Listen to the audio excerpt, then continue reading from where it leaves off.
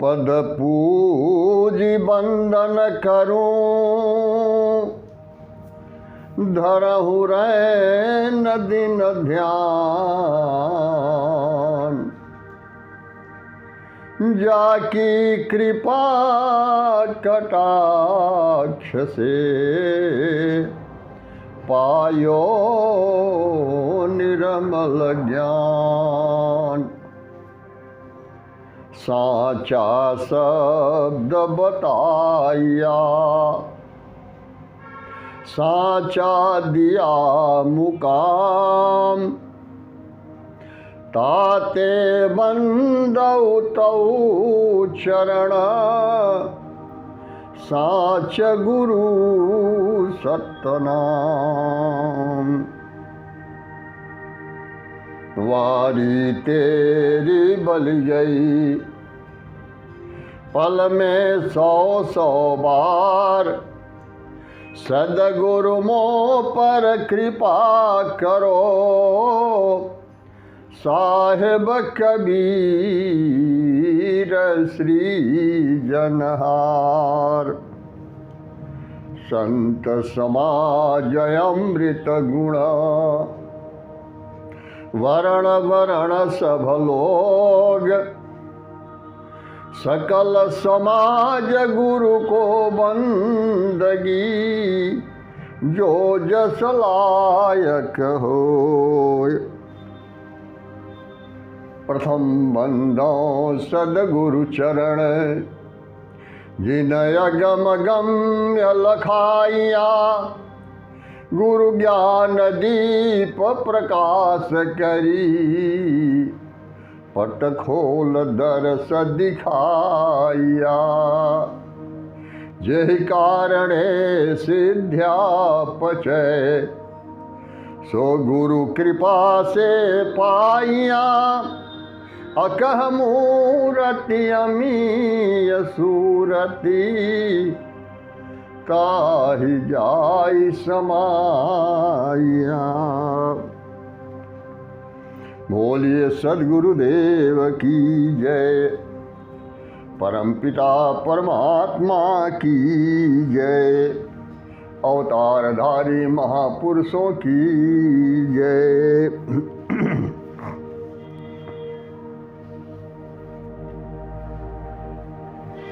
विद्यां च अविद्यां च, विद्यां च अविद्यां च, द्वे विद्ये प्रतिपत्तये। अविद्या मृत्युं तीर्त्वा, विद्ययामृतमश्नुते। अविद्या माया और विद्या माया, ये दो माया है। अविद्या माया का आधार है मन। अविद्या माया और मन के संयोग से, संबंध से संपूर्ण सृष्टि की संरचना हुई है। तथा विद्या माया के आधार है सद्गुरु परमेश्वर। दोनों का अलग अलग स्थान है। अविद्या माया वर्ण धर्मा संपूर्ण सृष्टि के रचनाकार है। इसलिए वो इस संसार में जीव को फंसाना चाहती है, वो मृत्यु की तरफ ले जाती है। और विद्या माया सदा अमरत्व प्रदान करती है। अविद्या माया के बारे में संत लोग जो बताते हैं कि दो दल कमल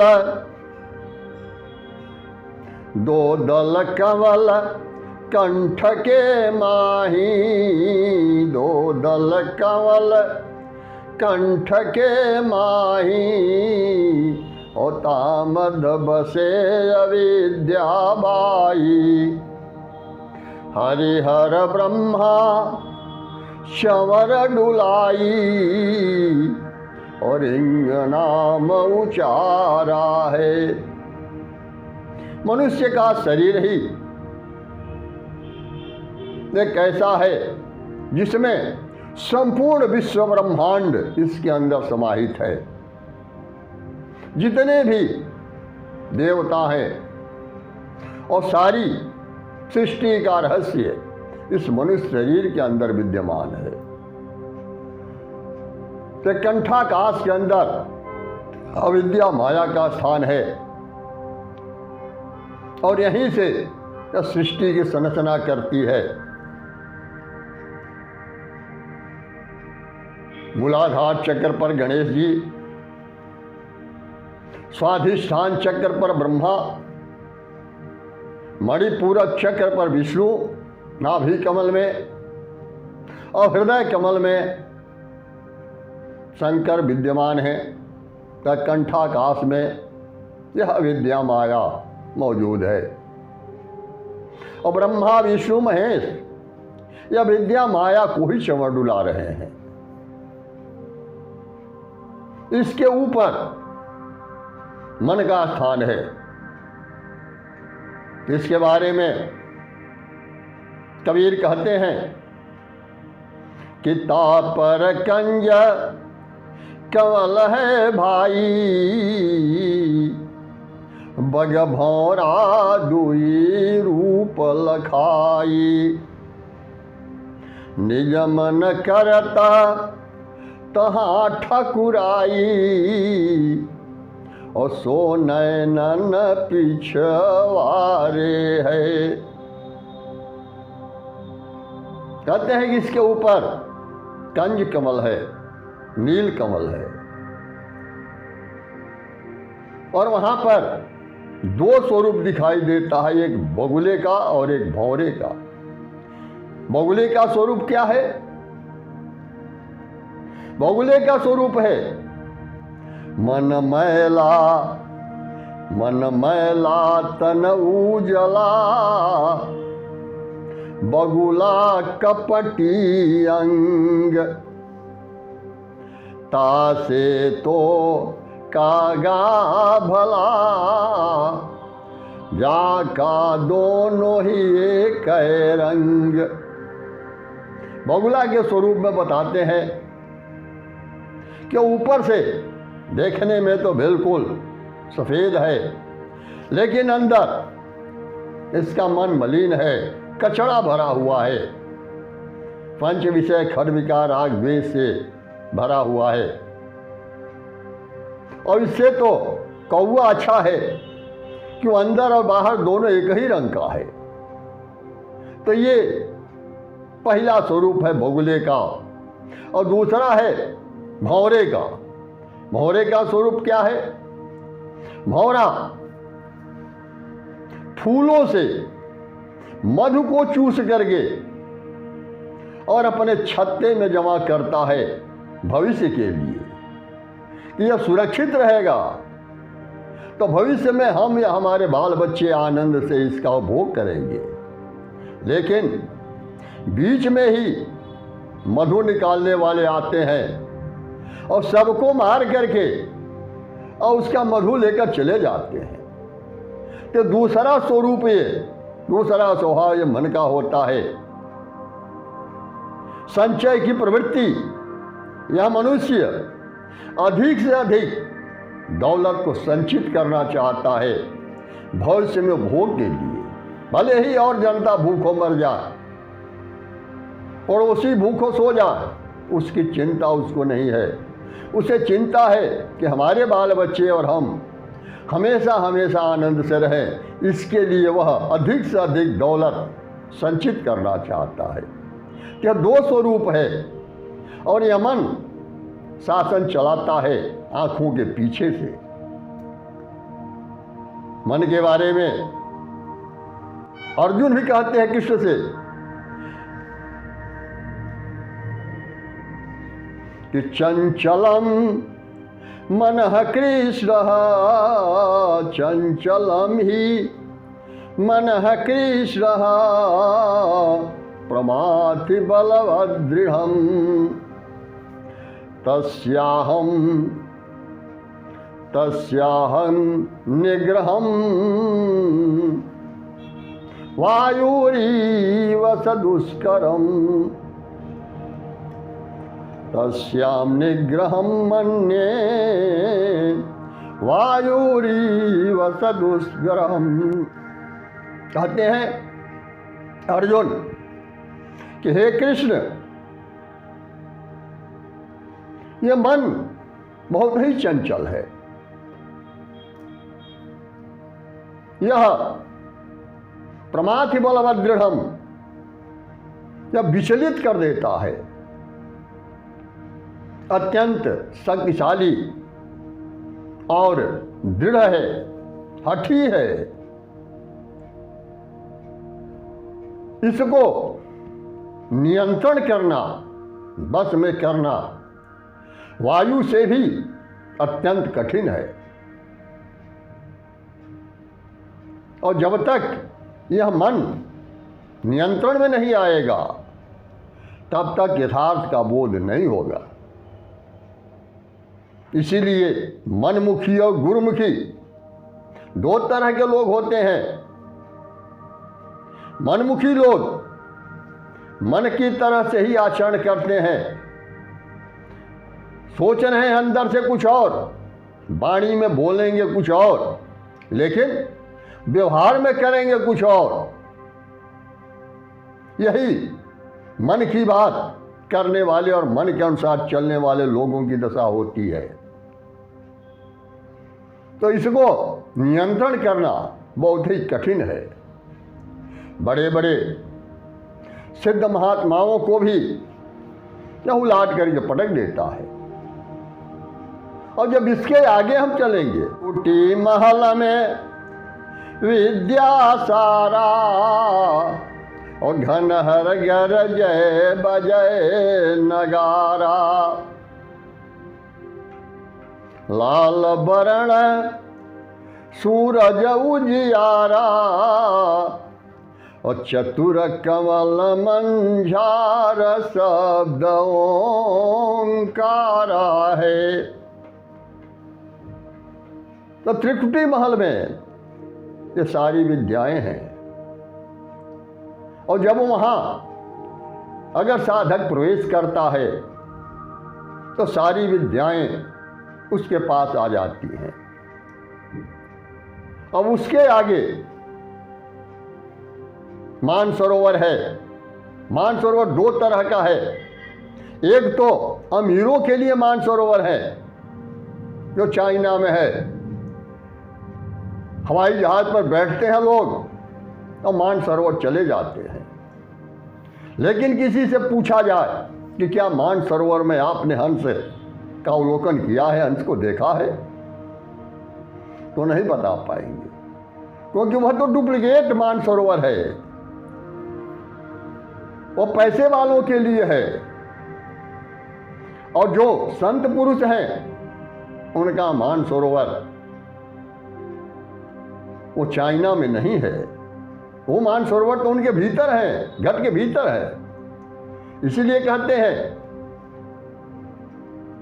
कि आगे श्वेत शून्य है भाई और मान सरोवर पैठी नहाई, हंसा मिली हंसा होई जाई और मिले जो यमी आहारा है।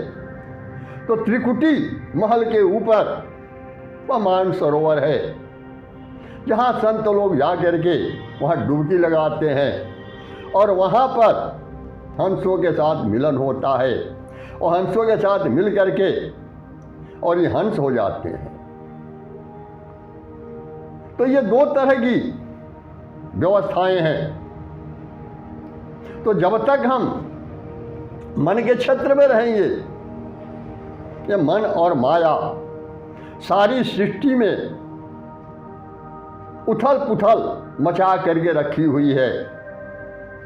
इसीलिए कबीर जो कहते हैं कि रमैया तोर दुलहिन, रमैया तोर दुलहिन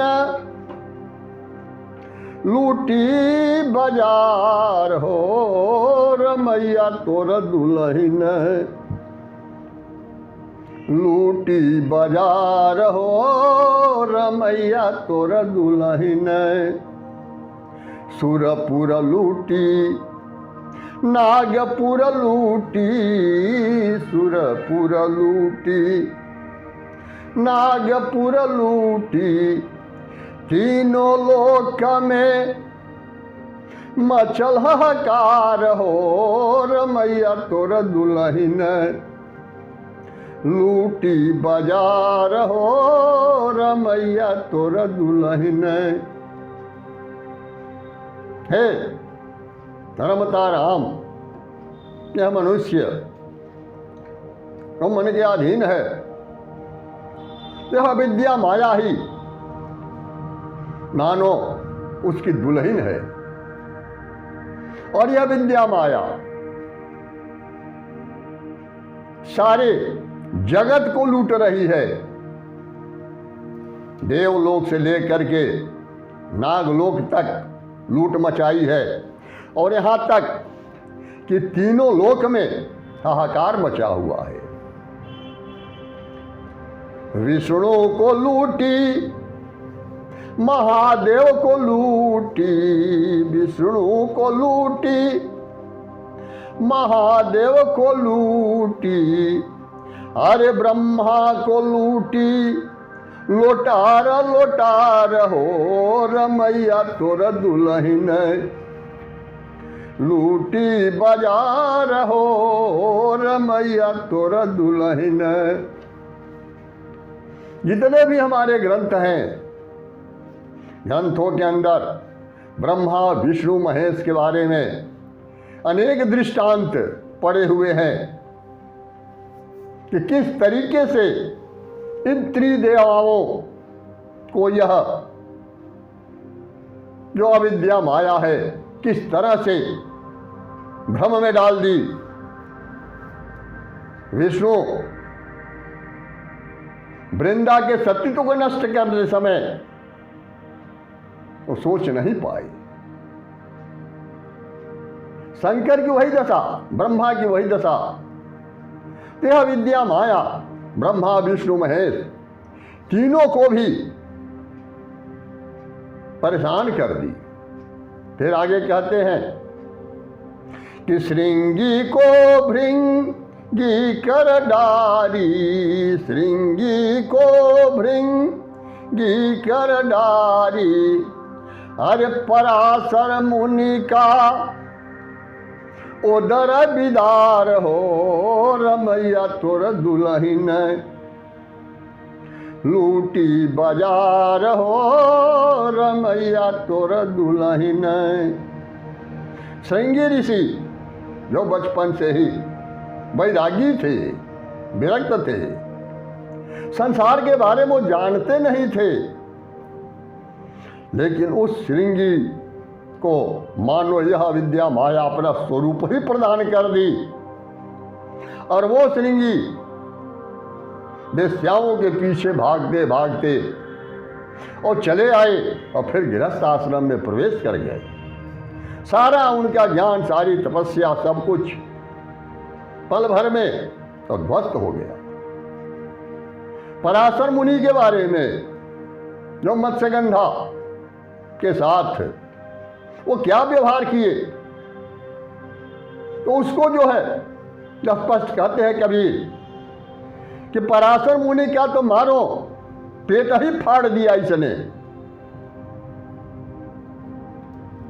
फिर आगे कह रहे हैं कबीर कि कन फूका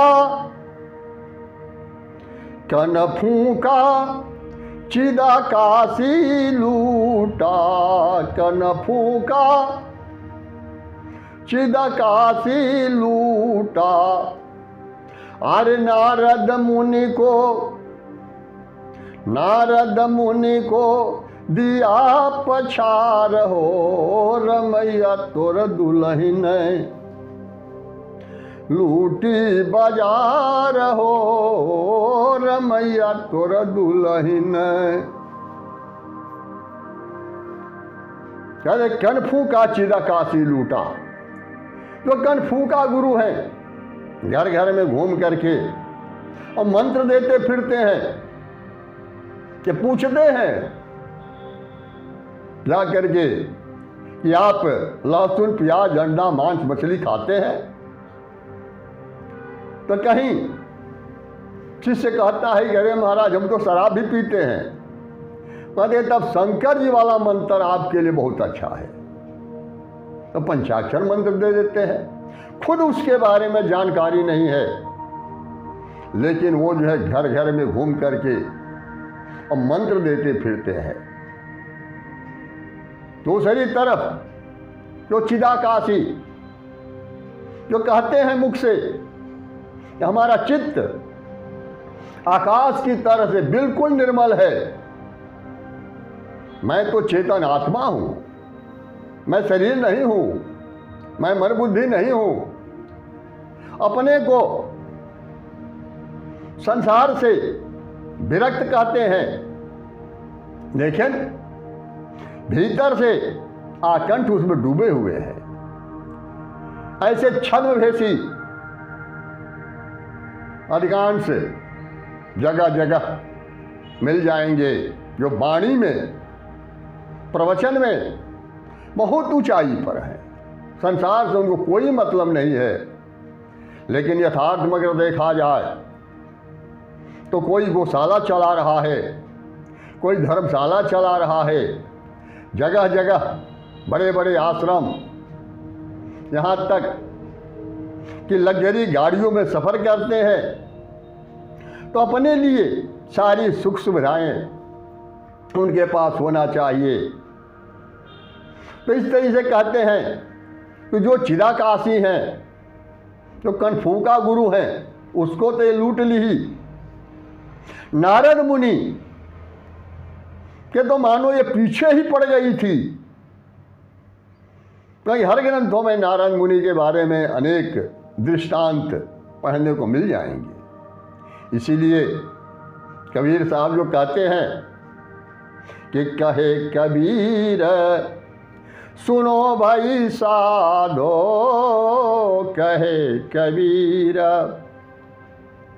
सुनो भाई साधो, अरे यह ठगनी से रहो होशियार हो, यह ठगनी से रहो होशियार हो, रमैया तोर दुल्हन लूटी बाजार हो, रमैया तोर दुल्हन।